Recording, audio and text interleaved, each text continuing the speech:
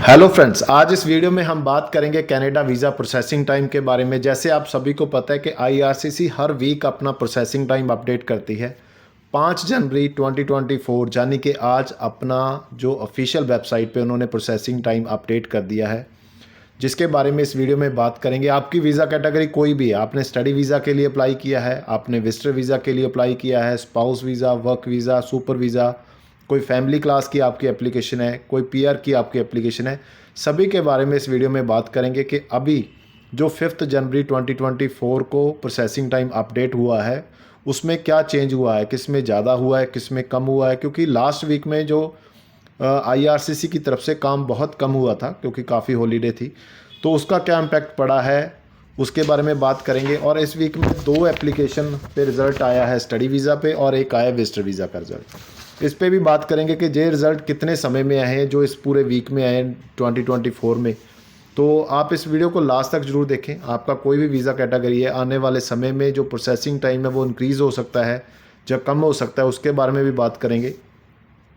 सबसे पहले आप सभी से इस वीडियो को शुरू करने से पहले रिक्वेस्ट रहेगी कि आप हमारे इस यूट्यूब चैनल को सब्सक्राइब ज़रूर कर लीजिए। कोशिश होती है कि जो भी अपडेट आती है वो आप तक सबसे पहले पहुंचाई जाए और जो भी इन्फॉर्मेशन है वो बहुत सिंपल वर्ड्स में और जेन्युइन इन्फॉर्मेशन आप तक लेके आई है, ताकि जो भी डिसीज़न आपने लेने हैं वो आप इजीली ले सकें।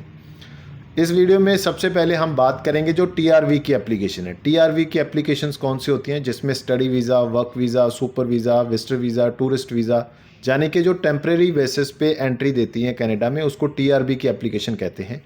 इसमें विजिटर वीज़ा की बात करेंगे। विजिटर वीज़ा एक दिन इंक्रीज़ हो चुका है, यानी कि पहले क्या था, पहले 31 था, अभी 32 डे हो चुका है, एक दिन इंक्रीज़ हुआ है विजिटर वीज़ा का। विजिटर वीज़ा की ही सेकंड जे आउटसाइड कनाडा से मैं बात कर रहा था, इंडिया की बात कर रहा था सिर्फ, क्योंकि visitor visa country wise very करता है। इंडिया का visitor visa outside Canada 32 day अभी ऑफिशियल वेबसाइट पे आपको शो करेगा। विजिटर वीज़ा का अगर इनसाइड कनाडा किसी का कोई स्टेटस और था, अभी वो विजिटर वीज़ा में कन्वर्ट करना चाहता है वहाँ पर अपना वीज़ा, तो वो 15 से 16 हुआ है, एक दिन वहाँ पर इंक्रीज़ हो चुका है। उसके बाद अगर हम पेरेंट्स और ग्रैंड पेरेंट्स के लिए सुपर वीज़ा की बात करते हैं तो वहाँ पर 4 दिन इंक्रीज़ हुए हैं। पहले 49 डे था, अभी 53 डे में सुपर वीज़ा के रिज़ल्ट हैं वो आ रहे हैं।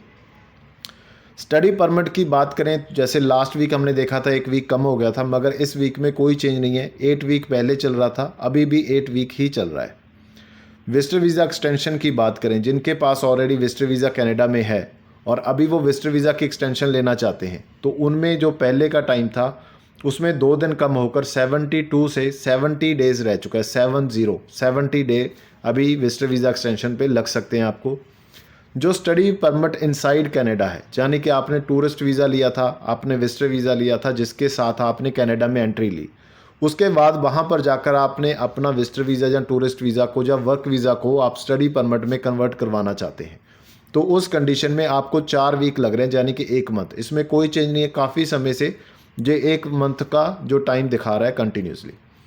अभी स्टडी परमिट एक्सटेंशन की बात करेंगे। स्टडी परमिट एक्सटेंशन किन के लिए है?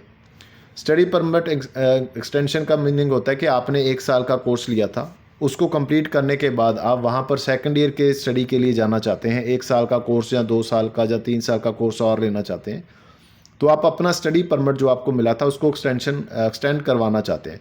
तो उसका अभी बहुत बड़ा जो डिक्रीज़ हुआ है, पहले भी हमने देखा था लास्ट वीक में 22 डेज़ कम हुए थे, 123 डे से कम होकर 101 रह गया था।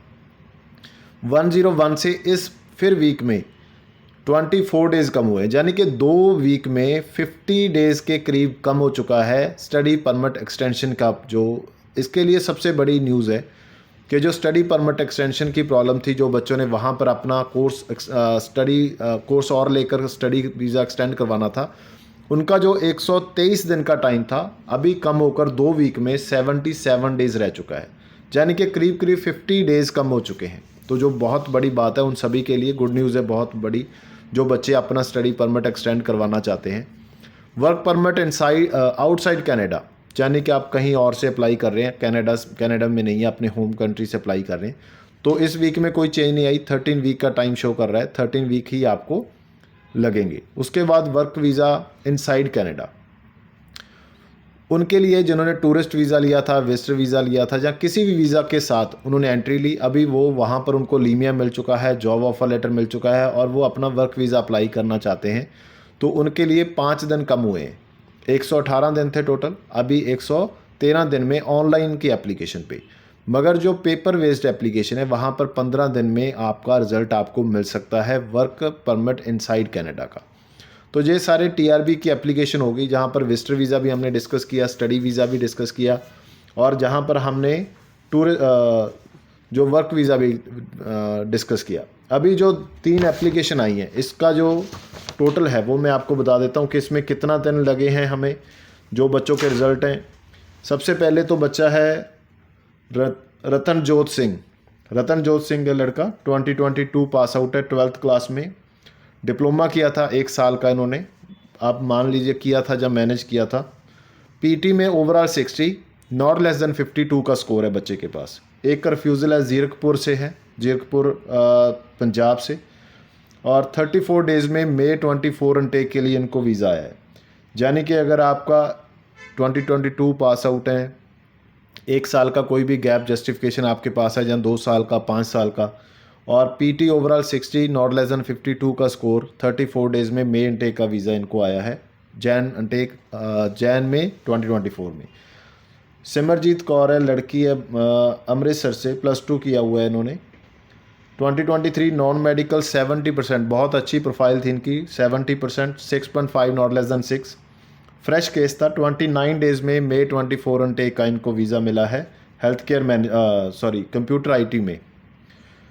इसके बाद लखवीर सिंह है मानसा से, इन्होंने अपने बच्चे के, इनके बेटे ने इनको इनवाइट किया था स्टडी वीज़ा के लिए, वो वहाँ पर है कन्वोकेशन पे। और इनका जो प्रोफाइल था, फार्मर थे, डेयरी फार्म इन्होंने शो किया था आईटीआर में, और इनकी आईटीआर पिछले 2 साल की अभी इन्होंने लेटेस्ट बनवाई है। और दोनों में इन्होंने जो अपना शो किया था एग्रीकल्चर का इनकम, 5 एकड़ इनके पास लैंड थी, प्लस इन्होंने डेयरी फार्म शो कर अपनी आईटीआर साथ में लगाकर 46 डेज़ में इनका वीज़ा आया है विजिटर वीज़ा का। अपने बच्चे के पास जा रहे हैं कन्वोकेशन के लिए, अप्लाई किया था। तो इस तरह से जो अभी ट्रेंड है कि आप मानकर चलिए 25 से 30 दिन का एवरेज टाइम मान लीजिए आप अभी स्टडी वीज़ा का, जो अभी रिज़ल्ट आए हैं। और जो दूसरी फ़ाइल है विजिटर वीज़ा की, वहाँ पर आपका 46 डेज़ में रिज़ल्ट आया है। यानी कि अगर विजिटर वीज़ा के लिए आप अप्लाई करें तो 40 से 50 दिन का टाइम मान सकते हैं। स्टडी वीज़ा के लिए 15 से 20 दिन से स्टार्ट होकर 30-35 दिन में रिज़ल्ट आ सकता है। अभी बात करेंगे जो फैमिली स्पॉन्सरशिप वाले हैं। आपके स्पाउस जहाँ कॉमन लॉ को आपने आउटसाइड कनाडा से इनवाइट करना है, और आपकी जो एप्लीकेशन है वो क्यूबिक के लिए नहीं है, यानी कि अदर किसी प्रोविंस के लिए, क्यूबिक में हम इसको कंसिडर नहीं कर रहे। तो 13 मंथ में आपका जो प्रोसेस हो सकता है, इसमें कोई चेंज नहीं आया। स्पाउस और कॉमन लॉ पार्टनर को आप बुलाना चाहते हैं आउटसाइड कनाडा से, मगर आपकी एप्लीकेशन क्यूबिक के लिए है, तो इसमें 3 मंथ का टाइम कम हुआ है, 42 मंथ से कम होकर 39 मंथ में आपका रिजल्ट आपको मिल सकता है। इसके बाद स्पाउस या कॉमन लॉ पार्टनर को आप इनसाइड कनाडा से इनवाइट कर रहे हैं और आपकी एप्लीकेशन क्यूबिक के लिए नहीं है, तो 10 मंथ का टाइम है, इसमें कोई चेंज नहीं है।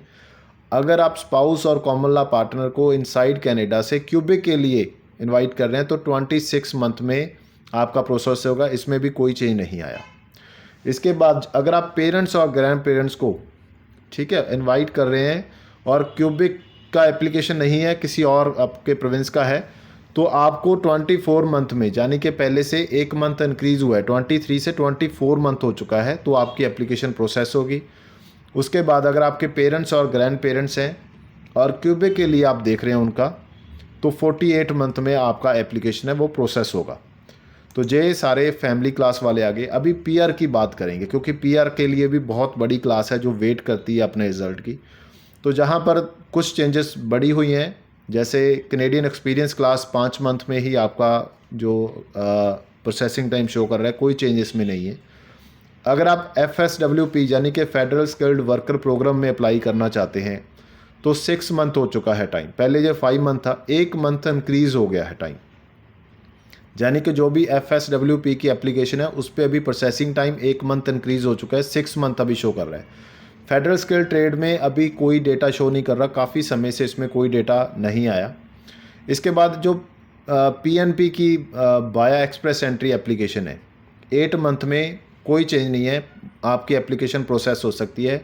पीएनपी की एप्लीकेशंस बाया एक्सप्रेस एंट्री 8 मंथ का टाइम इसके लिए आपको लग रहा है। अगर आपकी पीएनपी की एप्लीकेशन नॉन एक्सप्रेस एंट्री के थ्रू जा रही है तो उसमें 14 मंथ हो चुका है, 1 मंथ टाइम कम हुआ है, पहले 15 मंथ था।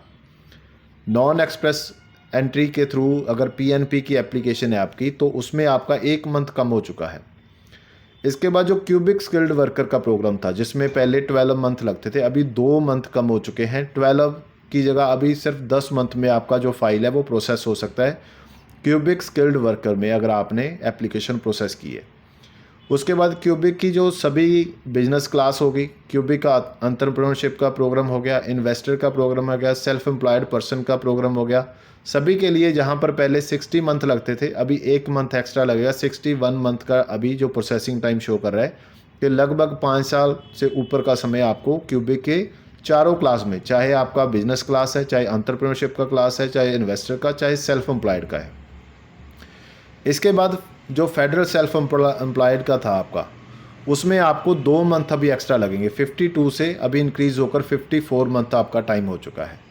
उसके बाद प्रोग्राम आपका जो अटलांटिक इमिग्रेशन प्रोग्राम है उसमें आपको 6 मंथ का टाइम लगेगा, उसमें कोई चेंज नहीं आई। उसके बाद स्टार्टअप वीज़ा जो आपका था वो 37 मंथ का है, इसमें भी कोई चेंज नहीं आई। तो जाने के जो 24 का टोटल हमें प्रोसेसिंग टाइम मिला है फर्स्ट वीक का, तो उसमें हमने देखा था कि आईआरसीसी ने काफ़ी कम काम किया था, मगर उसके बावजूद अच्छे रिज़ल्ट, जहाँ अच्छी जो प्रोसेसिंग टाइम हमें देखने को मिला है, बहुत ज़्यादा चेंज नहीं आया। एक मंथ जहाँ एक वीक ऊपर नीचे ज़रूर हुआ है। सबसे बड़ा चेंज जो इस पूरे वीक में आया है वो स्टडी परमिट एक्सटेंशन वालों के लिए है, जहाँ पर उनके 24 डेज़ कम हुए हैं। स्टडी वीज़ा और वर्क वीज़ा के लिए कोई चेंज नहीं हुआ। विजिटर वीज़ा में 1-2 दिन इंक्रीज़ हुए हैं, सुपर वीज़ा में 4 दिन इंक्रीज़ हुए हैं। जो नॉर्मल रिज़ल्ट आए हैं उसमें जो एक ट्रेंड चल रहा था कि आने वाले समय में जिन्होंने 10,000 के साथ अपनी एप्लीकेशन प्रोसेस की हैं उनका लॉस होगा, कोई लॉस नहीं है। किसी बच्चे को सिर्फ इसलिए रिफ्यूज़ नहीं किया जाएगा कि आपकी जो एप्लीकेशन है वो 10,000 जीआईसी के साथ हमारे पास आई है, क्योंकि उन्होंने अगर वहाँ पर करना होता तो वो 7 दिसंबर को जब जो अपडेट आई थी तो 7 दिसंबर को ही कह सकते थे कि कल से जो एप्लीकेशन जाएगी वो 20,635 के साथ जाएगी, मगर वहाँ पर कुछ ऐसा नहीं था और ऐसा कुछ आने वाले समय में नहीं हो सकता। उम्मीद करता हूँ आपको ये वीडियो अच्छी लगी होगी। आप सभी से रिक्वेस्ट है कि आप हमारे इस यूट्यूब चैनल को सब्सक्राइब और इस वीडियो को लाइक और शेयर जरूर कर दें। थैंक यू सो मच इस वीडियो को लास्ट तक देखने के लिए।